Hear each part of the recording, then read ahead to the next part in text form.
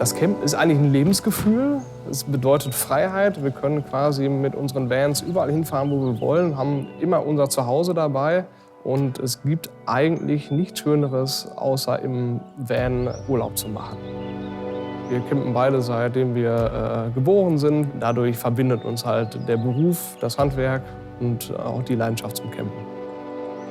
Ich bin Raphael von Camperworks. Mit meinem Geschäftspartner David habe ich vor 1,5 Jahren die Camperworks GmbH gegründet. Meine Motivation, das Start-up zu gründen, ist der Klassiker Hobby zum Beruf gemacht. Ich habe das Handwerk Tischler gelernt, habe meinen eigenen Van ausgebaut und daher lag das eigentlich auf der Hand.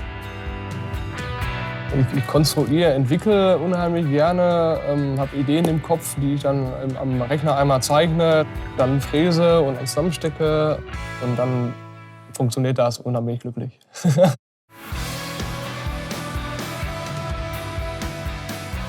Unser System basiert auf den Airline-Schienen, die im Fahrzeug montiert sind. Die seht ihr hier an der Seite, rechts und links. Unten im Boden haben wir die.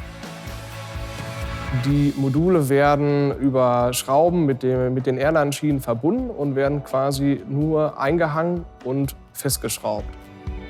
Die Vorteile sind ganz klar, dass man das ein- und ausbauen kann, dass man das Fahrzeug mehrseitig nutzen kann. Die Module sind halt individuell konfigurierbar.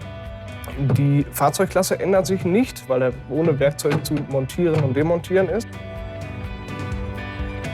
Der Ein- und Ausbau von unseren Systems dauert zwischen 20 und 30 Minuten. Komplett vom leeren Fahrzeug bis zum fertigen Camper. Zukunftsvisionen sind für uns, die Systems weiter auszubauen, die richtig auf dem Markt zu platzieren. Die Nachfrage ist momentan so groß, dass wir direkt ein 20-Mann-Unternehmen aufbauen könnten. Ich glaube aber nicht, dass das auf Dauer funktionieren wird. Deshalb versuchen wir, langsam und gesund zu wachsen.